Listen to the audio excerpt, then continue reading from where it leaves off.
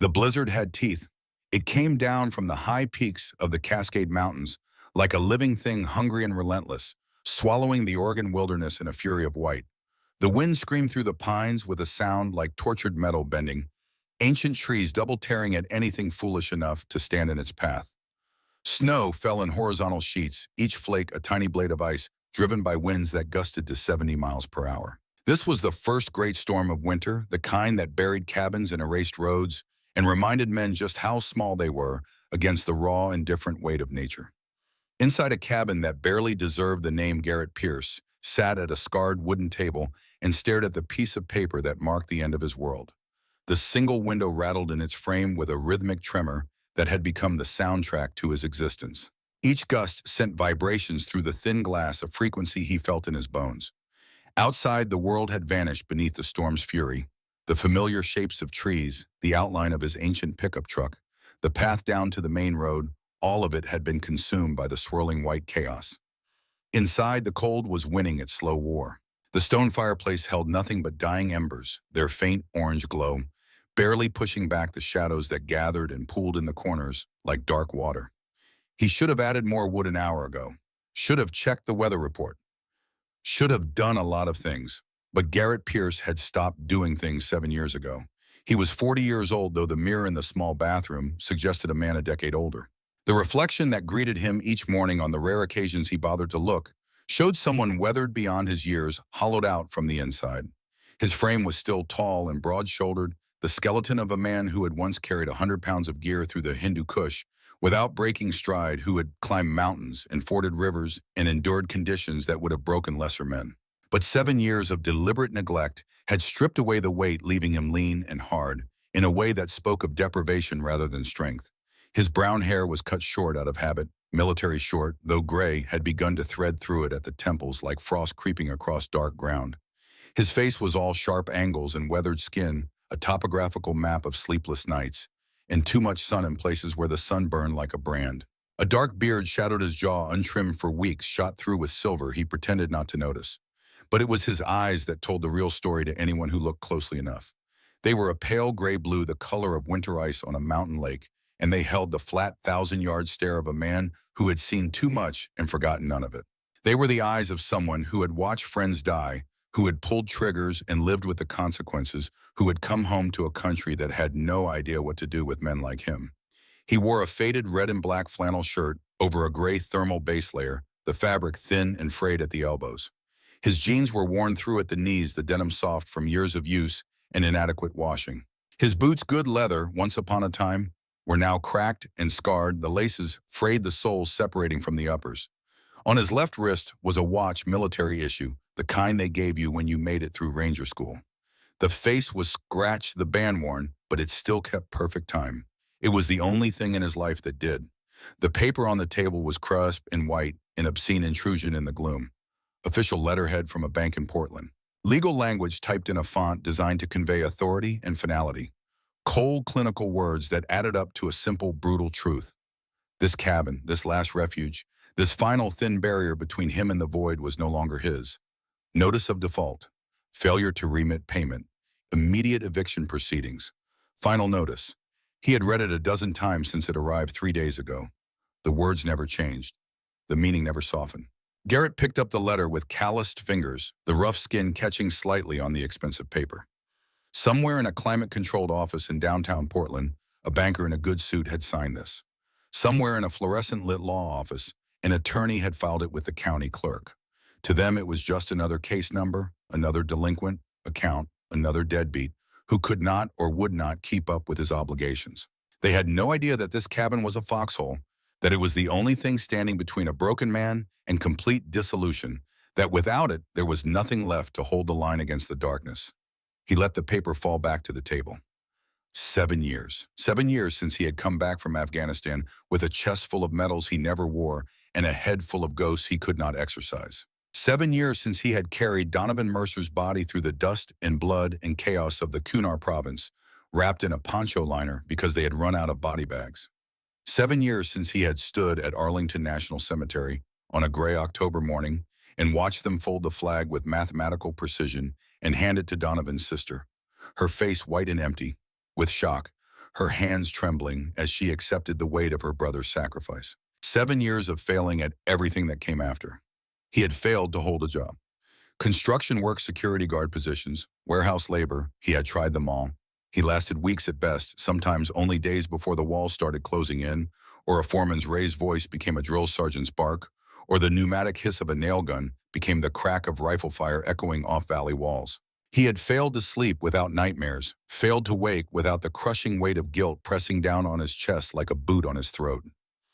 He had failed to answer the letters from the VA, their envelopes marked with the familiar logo, their contents offering appointments and programs and pills that promised to help. He had failed to show up to those appointments on the rare occasions he made them, failed to take the pills that made him feel fuzzy and disconnected from the only thing that felt real anymore, the pain. And now he had failed to keep a roof over his head. A bitter, soundless laugh caught in his throat. It figured. The final failure in a long, unbroken chain of them, each link forged from good intentions and broken promises. He thought of Donovan. He always thought of Donovan when the silence got too loud, when the weight of his own inadequacy threatened to crush him entirely. He could see him so clearly it hurt. Lean and wiry, all nervous energy and restless intelligence, perpetually in motion even when he was sitting still. Dark hair always a little too long for regulations falling into his eyes when he leaned over maps and intelligence reports. A crooked grin that could diffuse the worst tension, could make you laugh even when you were exhausted and scared and convinced you were not going to make it home. Donovan Atlas Mercer had been the analyst, the brain of their unit, the guy who could look at a satellite image or an intercepted radio transmission and see patterns no one else could perceive. He had an easy laugh that belied a steel-trap mind and a loyalty that ran bone deep, the kind of friendship that did not need words or explanations because it simply was. Garrett could almost hear his voice now, that familiar cadence with its hint of a Boston accent Donovan had never quite lost. "Come on, Pierce," he would say, leaning casually against a Humvee with that crooked smile firmly in place. "You worry too much, brother. We always find a way. That's what we do. That's who we are." But there was no way out of this. Donovan was not here. Donovan had been in the ground for 7 years, buried in Section 60 at Arlington with full military honors. A folded flag and a carved headstone and flowers that strangers left because they felt they should. And Garrett, the shield, the protector, the man whose entire job had been to keep his team alive, had watched him die and done nothing. He closed his eyes, but that was a mistake. The memory came whether he wanted it or not. It always did, especially in moments like this when his defenses were down and the darkness pressed in from all sides. The ambush in the narrow valley, the sun beating down like a physical presence, heat radiating off the rocks in visible waves. The crack of gunfire that seemed to come from everywhere at once, rounds snapping past with that distinctive supersonic crack that meant they were close, too close. Donovan shouting, grabbing Garrett's vest, physically shoving him behind cover. The wet, heavy sound of bullets punching through flesh and Kevlar, a sound you never forgot once you heard it. Donovan going down, his blood bright and impossibly red against the tan dirt of Afghanistan. His eyes finding Garrett's, that last look. Understanding, forgiveness, love, and Garrett had frozen. For 3 seconds that stretched into eternity, for 3 seconds that had replayed in his mind every single day for 7 years, he had frozen. His finger on the trigger, his rifle up his training, screaming at him to move, to shoot, to do something. But the fear had locked his muscles, had turned his blood to ice, had stolen every shred of courage he thought he possessed. By the time he moved, by the time he forced his body to obey his mind, it was too late. The damage was done. Donovan was gone. Garrett opened his eyes, his breath coming fast and shallow. The cabin was freezing. The fire was out. The foreclosure notice sat on the table like a final judgment handed down from an implacable judge. Guilty of failure. Guilty of cowardice. Guilty of surviving when better men had died. Sentenced to oblivion. He stood slowly, his joints stiff from the cold and from sitting too long in one position. He walked to the door on legs that felt like wood and looked out the small, grimy window. The world beyond was nothing but white chaos, a swirling vortex of snow and wind that had erased all familiar landmarks. The trees were ghostly shapes barely visible through the maelstrom. The road was gone, buried under drifts that would be waist deep by now. Even the outline of his truck parked just 20 feet away was barely visible, a vague hump in the endless white. It would be easy, he thought, so easy. Put on his coat, walk out that door into the white. Lie down in the snow and let the cold take him. An end to the nightmares that jerked him awake night after night. An end to the crushing guilt that made every breath an effort. an end to the long, slow failure that his life had become. His hand reached for the door handle. The metal was cold enough to burn, and then he heard it.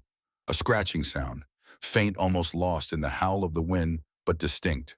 Not a branch, not the storm playing tricks. Something deliberate. Then again, more insistent this time, accompanied by a low-pained whine that was nearly swallowed by the gale, but unmistakably real, unmistakably animal.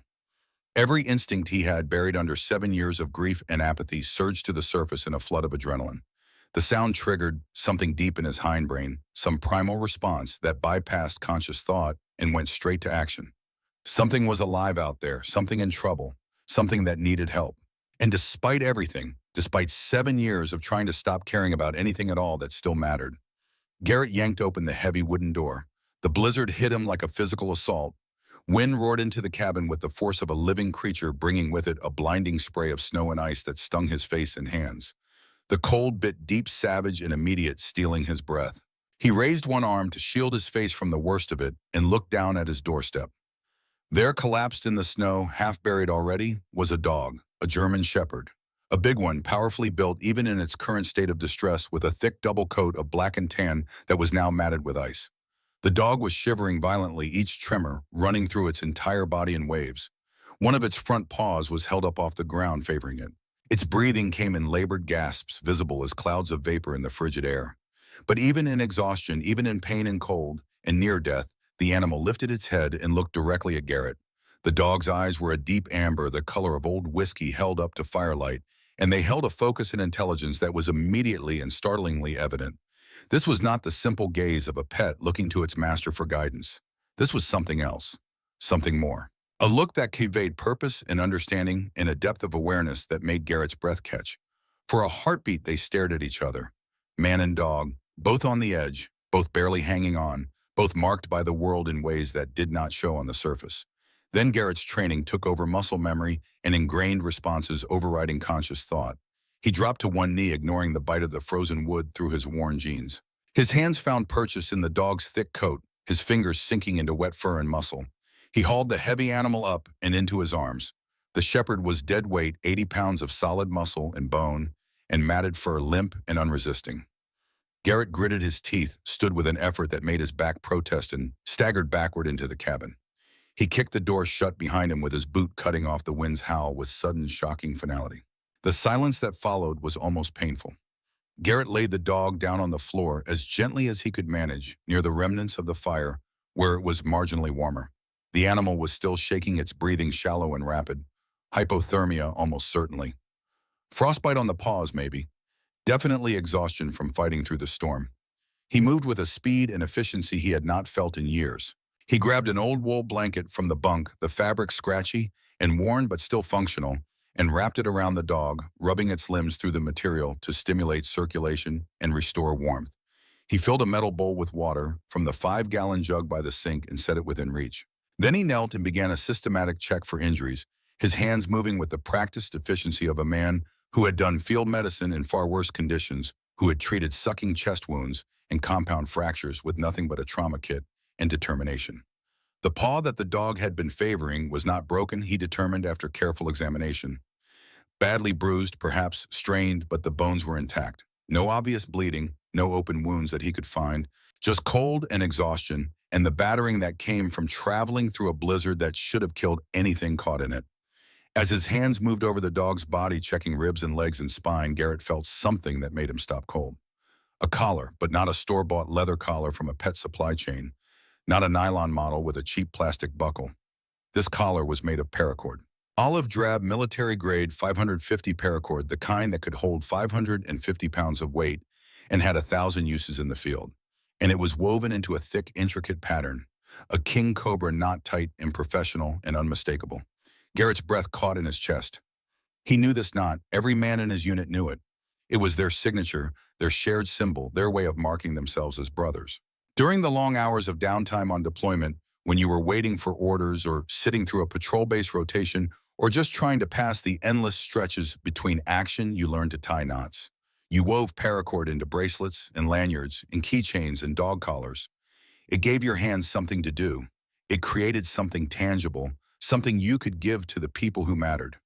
The king cobra knot was complex, distinctive, unmistakable. He had not seen one in 7 years. His fingers traced the familiar weave, each twist in loop, bringing back a flood of memory so intense it was almost physical. Sitting in the meager shade of a Humvee, fingers working the cord automatically while Donovan sat next to him talking through mission parameters and contingency plans. The weight of the rifle across his lap always within reach. The smell of dust and diesel and sweat, the ambient scent of deployment that you carried in your clothes and your hair and your skin until it became part of you. The sound of other men's voices, the easy banter and dark humor that kept you sane. And Donovan's voice always. Donovan's voice narrating his thoughts as he worked through problems, thinking out loud, because that was how his brain processed information. Garrett looked at the dog again, really looked this time with new eyes. This was not a stray that had wandered away from some mountain homestead. This was not a lost pet that had gotten turned around in the storm. This was a working dog, a military working dog. He could see it now in the build and the controlled strength, evident even in exhaustion, in the scars half hidden beneath a thick coat. Scars that spoke of training and work and a life spent in service. This was a dog trained for extreme stress, for high-stakes operations, for conditions that would break a normal animal. The shepherd was perhaps 8 years old, Garrett estimated. Still in his prime, still powerful, but with the bearing of a veteran, a professional. The dog met his gaze, and in that moment, something shifted in the cabin's cold air. This was not a coincidence. This was not some random act of nature, some lucky accident. The universe did not work that way. This was a message. Garrett's hands were shaking now, and it had nothing to do with the cold. He pulled the collar around, rotating it carefully, looking for a tag, a name, anything that would explain this impossibility.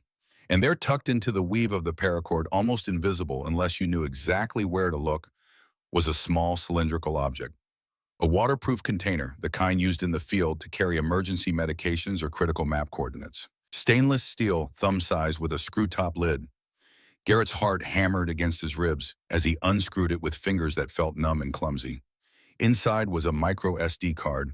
He stared at the tiny piece of plastic and circuitry sitting in his palm. It was impossibly small and impossibly heavy all at once. The weight of it seemed to increase with each passing second, as if gravity itself was asserting its claim. He had not owned a computer in years, had not touched technology beyond his ancient flip phone that he used maybe once a month. But he knew what this was. He knew what it represented. This was data, information, a message from beyond the grave. The dog whined softly, drawing his attention back. The animal had stopped shivering as violently now, the warmth of the blanket and the shelter of the cabin beginning to take effect. It lapped weakly at the water in the bowl, then rested its head on its paws, watching Garrett with those knowing eyes. Waiting, Garrett stood slowly, his mind racing through possibilities and implications, trying to make the pieces fit into a pattern that made sense. The collar, the knot, the micro SD card, a military working dog arriving in the middle of a blizzard that should have killed it. All of it pointing to one impossible conclusion. Donovan. He walked to the corner of the cabin where a battered footlocker sat beneath a canvas tarp. He had not opened it in years, had not wanted to face what was inside the physical remnants of a life he could no longer be part of. Inside were the last pieces of his military career. His old laptop, government issue, probably outdated by now, but hopefully still functional. His discharge papers, honorable but hollow. A photograph of his unit, all of them young and grinning and alive in the Afghan sun. Donovan right in the center with that crooked smile. A bronze star he had never felt he earned. Dog tags he could not bring himself to wear. He pulled out the laptop, blew off the accumulated dust, and carried it back to the table. The dog watched him, head still resting on its paws, patient as stone. Garrett plugged the laptop into the small generator that powered the cabin's minimal electrical needs. The machine whirred to life with a series of beeps and grinding sounds that seemed impossibly loud in the silence. The screen flickered, displaying a boot sequence that seemed to take forever, each second stretching. While he waited, he looked at the dog again. "What's your name, boy?" The shepherd's tail thumped once against the floor, a single deliberate movement. The laptop finally finished booting. Garrett slid the micro SD card into the adapter and plugged it into the USB port. The machine recognized it immediately. A folder appeared on the desktop. Inside were 2 files. The first was labeled coordinates.gpx, a GPS waypoint file. Garrett opened it, latitude and longitude precise to 6 decimal places. He did not need to cross-reference it with a map to know it pointed somewhere in these mountains, somewhere relatively close. The second file was an audio recording. No label, just a timestamp from 7 years ago. Garrett's finger hovered over it. Some deep instinctive part of him knew that once he opened this file, there would be no going back. That whatever was contained in these digital ones and zeros would change everything, would drag him out of the numb gray existence he had built for himself and thrust him back into a world of purpose and danger and terrible crystalline clarity. He clicked. Static hissed from the laptop's small speakers. White noise that resolved gradually into the sound of someone adjusting a microphone, the rustle of fabric, a cleared throat. And then a voice he had not heard in 7 years cut through the static like a knife. Donovan Mercer. Garrett, just his name. But the sound of it in that familiar voice with its hint of Boston and its underlying tone of controlled urgency hit Garrett like a physical blow.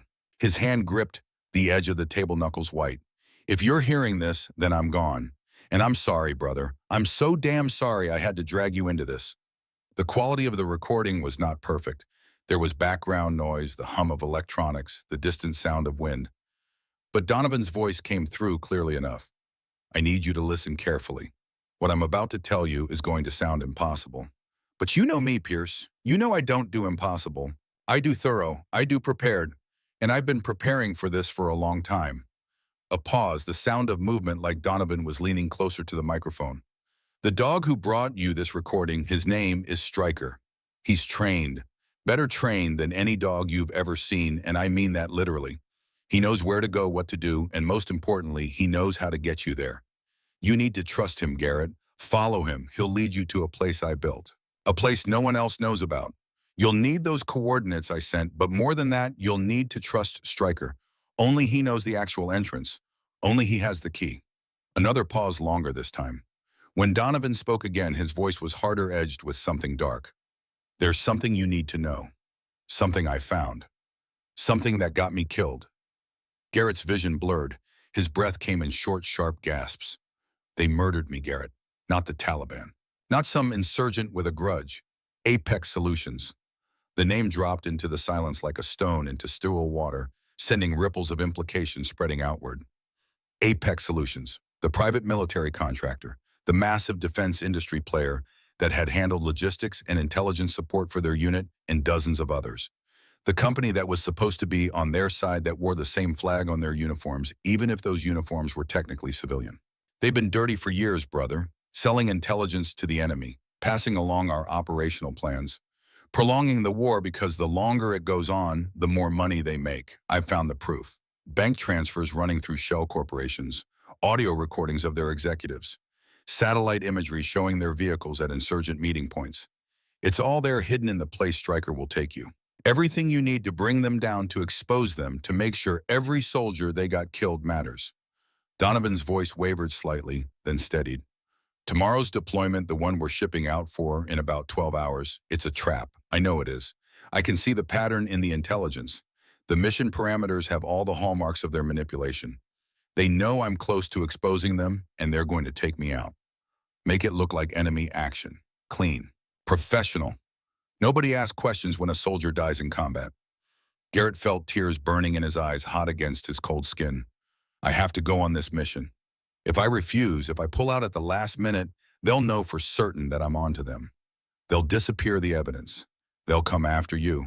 But if I go, if I'm there, at least I can try to keep you alive when it all goes to hell. At least I can try to make sure you make it home. The sound of movement again. The scrape of a chair. I've spent the last 2 years building this place. Started in 2016 when I confirmed what Apex was doing, when I realized this went all the way to the top. It's not just a bunker, Garrett. It's a weapon, a fortress. Everything you'll need to finish what I started, to make them pay for what they've done. A softer sound now, like Donovan was reaching down.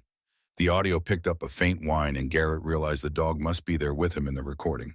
Stryker has been training for this his whole life, since he was a pup. He knows that bunker better than I do at this point.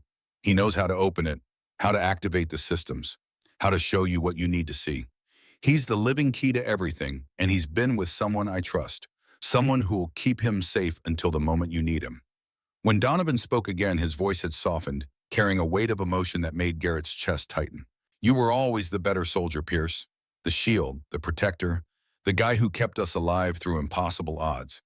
I was just the analyst, just the guy who saw patterns in data. but I'm using that one last time. I'm pointing you in a direction, giving you a target, handing you the tools to finish this fight. A long pause. In the background, the sound of Wind of Night settling over a deployment base half a world away. I know you carry Korangal with you. I know you think you froze, that you failed, but you didn't fail me that day, brother. You saved my life. You've saved my life more times than I can count. And I'm repaying that debt now. I'm choosing to stand in front of this bullet so you can be in position to take the shot that actually matters. The shot that brings justice for all of us. Garrett was openly weeping now, tears streaming down his face unchecked. I'm proud to call you my friend. Always have been. Always will be, no matter what comes next. Finish the mission, Garrett. I know you can. I've always known. The recording ended with a soft click. Silence filled the cabin, broken only by the distant howl of the wind and the quiet sound of the dog's breathing. Garrett sat motionless, staring at the laptop screen. 7 years of guilt, 7 years of believing he had failed, 7 years of drowning in the weight of survivor's guilt and self-recrimination, and now this. The truth delivered from beyond the grave by the voice of the friend he thought he had let down. Donovan had not died because Garrett froze. Donovan had died because he walked knowingly into a trap, sacrificing himself to protect Garrett and to preserve the evidence that could bring down the people responsible for the deaths of countless soldiers. It was not failure. It was a gift, a final act of brotherhood. The grief was still there, sharp and heavy as ever. But now it was joined by something else, something cold and pure and clarifying. Rage. Garrett looked down at the dog. Stryker, the name fit perfectly. The animal was watching him with those intelligent eyes, waiting with the infinite patience of a creature who understood duty and mission and purpose. He sent you, Garrett said, his voice rough. He planned this. All of it. Stryker's tail thumped twice against the floor. The mission parameters were clear now. The foreclosure notice on the table no longer mattered. The cold cabin, the 7 years of failure, the long, slow slide into oblivion, all of it became irrelevant in the face of this new reality. Donovan had given him one last mission, and Garrett Pierce had never failed a mission when the objective was clear. He stood and walked to the footlocker. He pulled out his old gear, the equipment he thought he would never touch again. The parka, heavy and insulated, its Gore-Tex shell still intact despite years of storage. The boots far better than the ones he currently wore, with Vibram soles and insulation rated for sub-zero temperatures. The gloves, the watch cap, the small tactical pack that had accompanied him through 3 deployments. He checked the pack's contents with hands that moved on instinct, muscle memory taking over. A fixed-blade Ka-bar knife, its edge still sharp. A magnesium fire starter kit in a waterproof case. A compact first aid kit with trauma supplies he hoped he would not need, but knew to carry anyway. A canteen steel with a cup that nested underneath. Paracord, of course, paracord, because you always needed paracord. A small emergency radio, a compass, a signal mirror. The tools of survival, each one carefully maintained despite years of disuse. Stryker watched him work, his head lifting now ears forward with interest. Garrett pulled on the thermal base layer first, then the parka. He laced up the boots with double knots, an automatic gesture born from countless repetitions. He slung the pack over one shoulder, feeling his familiar weight settle into place like an old friend returning. Then he knelt beside the dog one more time. "All right, Atlas," he said quietly, using Donovan's call sign. "You sent me a guide. You gave me a mission. Let's see where this goes." Stryker stood, shaking off the blanket with a motion that sent the materials sliding to the floor. The exhaustion was still evident in the careful way the dog moved, but there was something else now, too. Purpose, mission, focus. The kind of determination that came from training and breeding and an understanding that transcended simple animal instinct. Garrett walked to the table one last time. He picked up the foreclosure notice, looked at it for a long moment, then walked to the fireplace. One ember still glowed faintly in the ash. He dropped the paper onto it and watched as the edges curled and blackened. Watched as flame caught and consumed the official letterhead and legal language and final threats. In seconds, it was nothing but ash, no different from the burned wood surrounding it. A verdict overturned. A sentence commuted. He opened the cabin door. The blizzard raged beyond, still fierce, but perhaps slightly less violent than before. The wind still howled, the snow still fell, but there was a rhythm to it now, a pattern that could be read and understood by someone who knew how to look.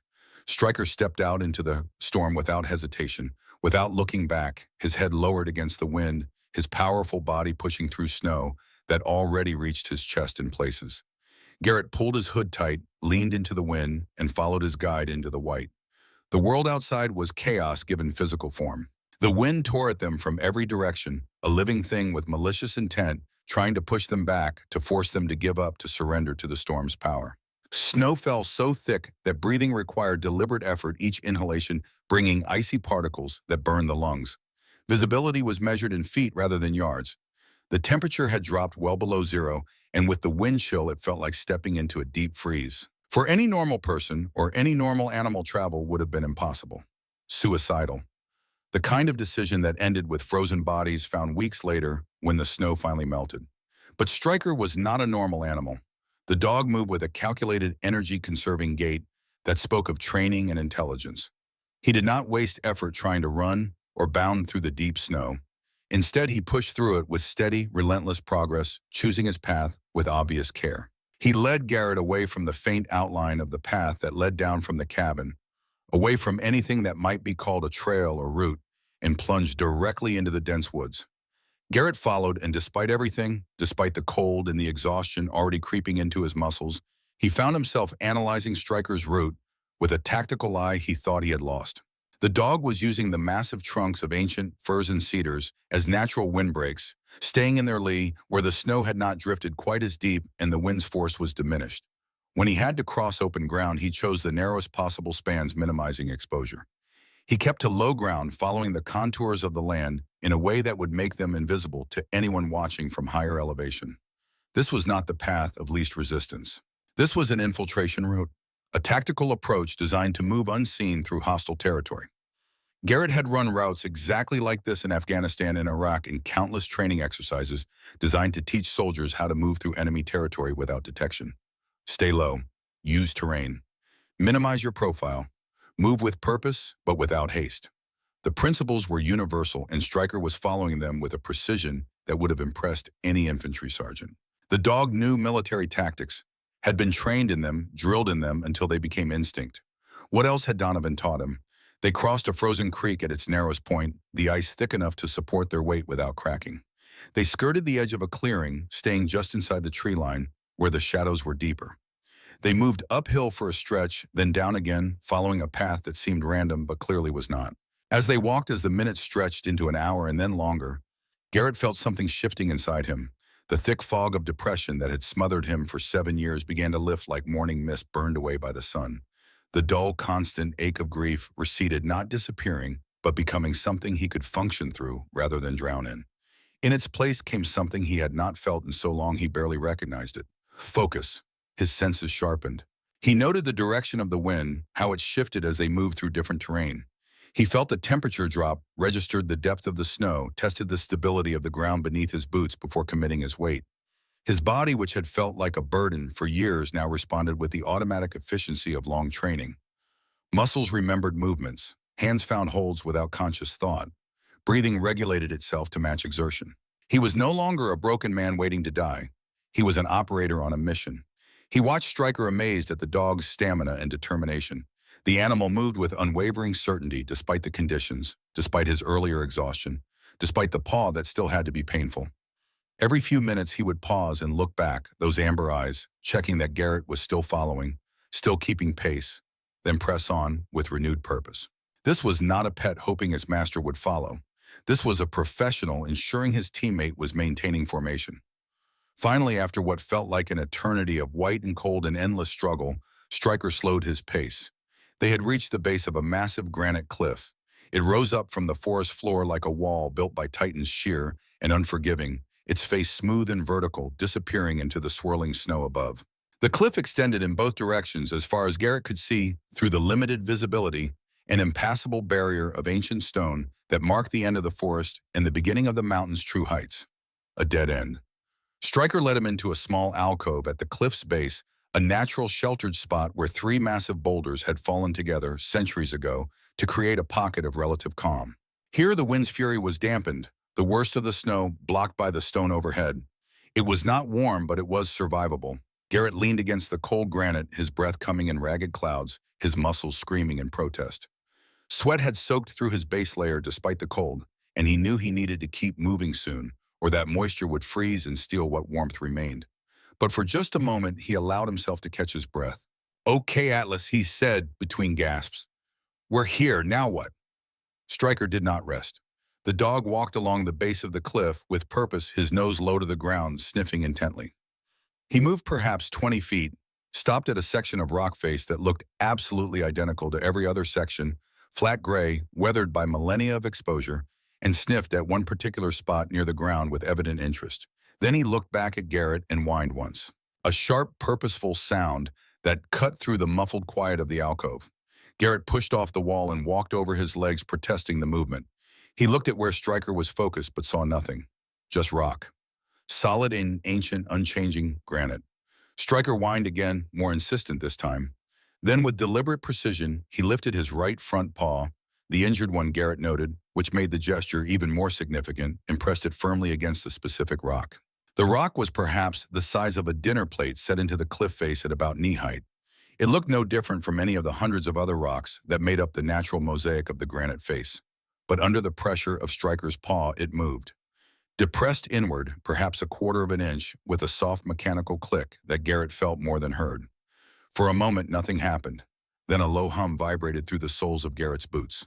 A deep thrumming sound that seemed to emanate from deep within the mountain itself, like the beating heart of the stone waking from a long sleep. It was not natural, it was mechanical, precise, engineered. A hairline seam appeared in the rock face, barely visible at first, just a line of shadow against the gray. But the shadow grew, defining itself, tracing the outline of a large rectangle, perhaps 8 feet tall and 6 feet wide. Light spilled through the widening gap, warm and yellow and utterly impossible. With a near-silent hiss of hydraulics, the section of granite began to retract inward, revealing that it was not solid rock at all, but a carefully camouflaged door. Behind it stood a massive steel barrier, worthy of a bank vault, easily a foot thick, sliding smoothly on hidden tracks. The steel door swung open on perfectly balanced hinges, spilling clean, filtered light out into the raging storm. Beyond it was a corridor, modern and sterile, the walls lined with riveted metal panels that gleamed under LED lighting. The air that flowed out was warm and dry, carrying the faint scent of ozone and machinery and recycled atmosphere. Garrett stood frozen, staring at the impossible. Behind him was the wilderness, the storm, the chaos of nature in its rawest form.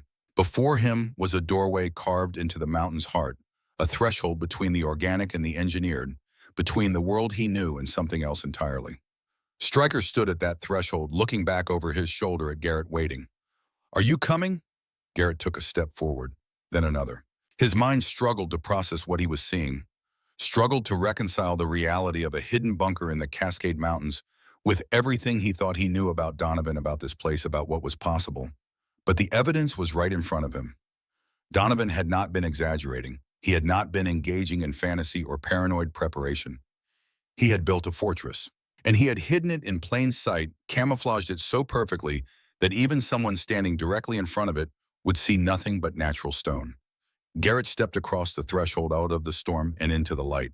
Stryker followed his nails, clicking on the smooth floor, and the massive steel door began to swing shut behind them.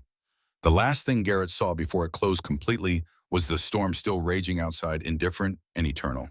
Then the door sealed with a soft, definitive hiss, the sound of a vault being locked, the sound of the outside world being shut away. The roar of the blizzard cut off, instantly replaced by a profound, humming silence that was almost tangible. Garrett stood in the corridor, water dripping from his parka onto the floor, his breath slowing, his heart still pounding. Stryker shook himself vigorously, sending a spray of melted snow and ice across the pristine walls. The dog looked up at Garrett, then turned and trotted down the corridor with obvious familiarity. Garrett followed because what else was there to do? He had crossed a threshold that could not be uncrossed, had stepped into a world that existed because his best friend had planned for every contingency, including his own death. The corridor was perhaps 40 feet long, sloping gently downward, leading deeper into the mountain. As they walked, Garrett's tactical mind cataloged details automatically. The walls were steel, heavy gauge, probably hardened against blast and penetration. The LED lighting was embedded in the ceiling panels. No exposed wiring, no vulnerability. The floor was smooth but textured enough to prevent slipping. Every few feet he noticed what looked like sensor arrays and camera mounts, currently dark but clearly functional. This was not makeshift. This was professional-grade construction. The corridor opened into a large circular chamber, and Garrett stopped in the doorway, taking it all in. The room was perhaps 40 feet across the ceiling, a reinforced concrete dome. Along one wall, a military-style bunk bed was built directly into the structure, welded steel frame with a thin mattress and a single gray wool blanket folded with parade ground precision. A small kitchenette occupied another section, all stainless steel surfaces, and compact efficiency, equipped with a two-burner electric stove, a small refrigerator, humming quietly, a sink with a water filtration system visible underneath. A bathroom door stood ajar, revealing white tile and what appeared to be a water recycling shower system. But the dominant feature of the chamber, the thing that drew and held Garrett's attention, was the workstation. It occupied nearly a quarter of the room's circumference, curving along the far wall. 6 flat-screen monitors sat mounted on articulated arms, currently dark but clearly high-end equipment. Below them, a control console bristled with switches, dials, indicator lights, and ports for various connections. 2 ergonomic chairs sat before the setup, positioned for long hours of work. To the left, a full server rack stood floor to ceiling, its glass panel, revealing ranks of hard drives and processors, LED lights blinking in patterns that suggested active processing even in standby mode. The quiet hum that pervaded the bunker emanated primarily from this equipment, the sound of sophisticated computers running on automated routines. This was a command center, an intelligence collection and analysis station, the kind of setup that belonged in a military facility or a government installation not buried in a civilian mountain. Garrett walked slowly into the chamber, his wet boots leaving prints on the floor. He touched the back of one of the chairs, felt the smooth synthetic material still in perfect condition despite years of storage. Stryker padded directly to the workstation and lay down at the base of the chairs, resting his head on his paws. His eyes remained open, watching Garrett, but his body language said mission complete. He had delivered his charge to the objective. Now it was the human's turn to work. Garrett approached the main console. His hand hovered over the power controls, then pressed the primary switch.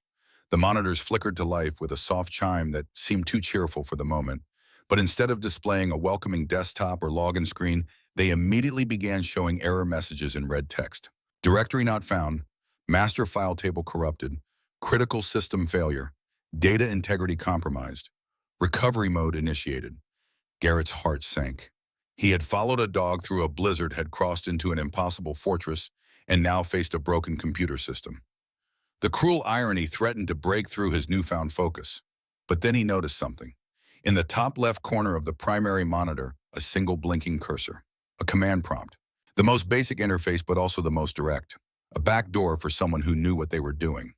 His Ranger training had included basic signals intelligence work, field data recovery from damaged systems, extracting information from computers that had been corrupted by electromagnetic pulses or physical damage or deliberate erasure attempts. It had been years, but the knowledge was still there, buried under layers of disuse but not forgotten. Garrett sat in the chair. It adjusted to his weight automatically, pneumatic hiss barely audible. His fingers found the keyboard and he began to type. The work was slow and methodical. He was not just recovering files. He was performing digital archaeology, excavating through layers of corruption to find fragments of data. It quickly became clear that this was not random damage. This was the result of a sophisticated fail-safe program, something designed to wipe the system if certain conditions were not met. Donovan had planned for the possibility that someone other than Garrett might find this place and had built-in safeguards to protect his work. The first file he managed to restore sent ice water through his veins. It was a video clip, grainy and compressed with no audio track. The timestamp put it in late 2017, more than a year before Donovan's death. The location was unmistakably Afghanistan. He recognized the brown hills, the distinctive architecture of the compounds, the quality of the light. The footage showed what appeared to be a clandestine meeting in a walled courtyard. 4 men stood on one side wearing unmarked tactical gear in a tan color scheme that contractors favored. Across from them stood 3 men that Garrett's training allowed him to identify immediately, high-value targets. Taliban commanders whose faces had been shown in intelligence briefings, whose names were on target lists. The contractor in the lead handed over a metal briefcase. One of the Taliban commanders opened it, examined the contents, and nodded with evident satisfaction. Then he extended his hand, and the contractor shook it like they were sealing a business deal. The video ended. Garrett stared at the frozen frame. The contractor's face was partially visible in profile. He did not recognize the individual, but the logo on the man's gear was clearly visible. A stylized eagle over crosshairs. Apex Solutions. His hands were shaking as he continued working. The next file was an audio log, the compression so heavy it was nearly unintelligible. Static washed over most of it, but Donovan's voice cut through in fragments. Discrepancies too consistent to be coincidence. Apex feeding us bad data, I'm certain now. The timing of their supply convoys matches enemy activity spikes almost perfectly. They know our movements before we do. They're selling that information. Need proof they can't deny. The log cutout corrupted beyond recovery. Garrett pieced together file after file, each one adding another piece to a terrible mosaic. A spreadsheet dense with numbers and account codes. Bank transfers between shell corporations registered in Caribbean tax havens, all ultimately tracing back to entities linked with Apex Solutions. The amounts were staggering, hundreds of millions of dollars flowing in complex patterns designed to obscure their origin and destination. A partial text document that appeared to be a ledger tracking payments received against specific operational intelligence provided. Dates, amounts, brief descriptions. Convoy route Ghazni-Kandahar, 15th of November 2016, $750,000. FOB locations, Kunar Province, December 2016 to February 2017, $2.3 million. Mission parameters, Operation Hammer Strike, 22nd of April 2017, $1.1 million. Each line represented intelligence sold to the enemy. Each payment represented American soldiers put in danger. Each transaction was a betrayal that had likely cost lives. This was not small-time corruption. This was a systematic operation that had been running for years, getting soldiers killed to increase profit margins. Garrett sat back in the chair, his vision swimming. The scope of it was almost incomprehensible. Apex Solutions was not just a defense contractor. It was a parasite feeding on the war itself, with every incentive to keep that war going as long as possible. And Donovan had found the proof. He worked for another 2 hours, his fingers flying across the keyboard as muscle memory and training took over. Stryker slept at his feet, the dog's steady breathing, a comfort in the humming silence. The bunker's environmental systems maintained a perfect temperature, the air quality optimal, everything functioning exactly as designed despite years of minimal use. Finally, buried in a heavily protected sector of the drive, he found what he was looking for. One file larger than all the others combined. A video file with a thumbnail showing Donovan's face. The label was simple and direct. For Garrett, Garrett's finger hovered over the mouse. His heart pounded so hard he could feel it in his throat. Part of him did not want to do this, did not want to hear Donovan's voice again, to face the reality of everything that had been lost. But he had not come this far to turn back now. He clicked. The screen filled with Donovan's face, and for a moment, Garrett could not breathe. He was sitting in this very chair, in this very room. The camera angle was slightly awkward, like he had set it up himself without help. He looked exhausted, deep shadows under his eyes. His face leaner than Garrett remembered, hollowed by stress and sleepless nights. But his eyes burned with an intensity that was unmistakable. Determination. Purpose. The look of a man who had accepted what was coming and was ready for it. Garrett. Just his name, but the weight behind it threatened to break Garrett's composure entirely. If you're seeing this, then I was right about everything. And I'm sorry, I'm so damn sorry I had to drag you into this mess. Donovan leaned forward, his elbows on the desk, his hands clasped in front of him. Let me give it to you straight, brother, because we don't have time for anything else. Apex Solutions is dirty, completely systematically, thoroughly corrupt. They've been playing both sides of this war for years, selling intelligence to the Taliban, manipulating operations to maximize their profits. The longer the war goes on, the more contracts they get, the more money they make. And they don't care how many of us die to keep that cash flowing. He paused, his jaw tight with barely controlled anger. I've been tracking them for 2 years now. Started as just a feeling, a pattern I noticed in the data streams. Convoys going missing when they shouldn't. Missions getting compromised at exactly the wrong moment. Always when Apex was handling our logistics or intelligence support. So I dug deeper, started piecing together financial records, communications intercepts, satellite imagery, and what I found, he shook his head. They're selling us out, Garrett. Selling troop movements, selling mission parameters, selling convoy routes. All of it going straight to the enemy. I've got bank transfers. I've got audio recordings of their executives discussing it like it's just another business transaction. I've got satellite photos showing Apex vehicles at insurgent meeting points. It's all here encrypted in a file I call Valhalla. Everything you need to bring them down. Donovan ran a hand through his hair, a gesture so familiar it made Garrett's chest ache. But they know I'm close. I don't know how, but they know. This next deployment, the one we're shipping out for tomorrow morning, it's a trap. I'm sure of it. I can see their fingerprints all over the mission parameters. The intelligence is too clean, too specific. They're setting us up. His voice drop became harder. I have to go. If I refuse this mission, if I suddenly back out, they'll know for certain that I'm onto them. They'll disappear the evidence. They'll clean house. And they'll come after you because they know we're close. Know that if something happens to me, you're the one I'd trust with this. Donovan glanced down and the camera angle shifted to include a younger striker lying on the floor beside the chair, maybe a year old, looking up at his master with complete devotion. So, I'm going. I'm going to be there when it happens, and I'm going to do everything I can to keep you alive when it all goes sideways. Because it will go sideways, Garrett. They're going to hit us hard, try to take me out in the chaos, make it look like just another combat casualty, but I'm going to make damn sure you survive it. That's my job. That's always been my job. He reached down and scratched Stryker's ears, the affection evident despite the gravity of his words. I've spent the last 2 years building this place. Started in 2016 when I confirmed what Apex was doing when I realized this went all the way to the top of their organization. It's a decommissioned Cold War bunker, part of the continuity of government communications network from the 60s. The government literally forgot it existed.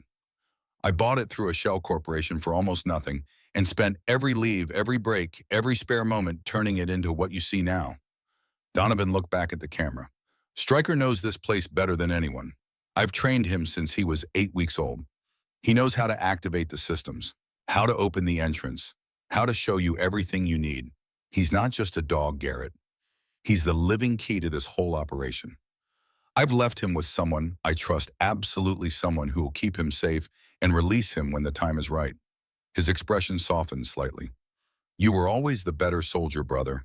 The shield, the protector, the guy who kept all of us alive through impossible odds. I was just the analyst, just the guy who saw patterns in data and tried to point us in the right direction. But I'm using that ability one last time.